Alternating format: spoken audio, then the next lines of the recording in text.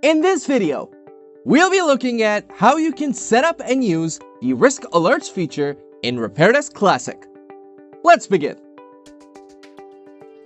The Risk Alerts feature lets you set up custom alerts to any repair service by adding a flag note to that repair entry. Let's see how we can set it up. From the main POS screen, we're going to go to Inventory on the top bar and select Manage Services, and then click on Repairs.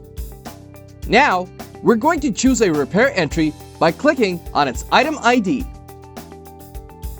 With our repair entry opened, we'll now go to the Flag Note field and begin typing our notification text alert. Once we're done, click on Save.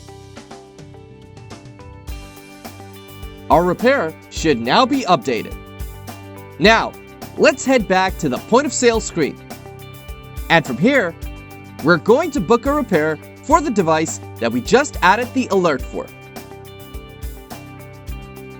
You'll notice that now, when we select the repair in the POS, our custom risk alert will pop up in the top right corner of the screen. You can also click on the menu button of your repair and select Edit to edit it right there in the POS screen.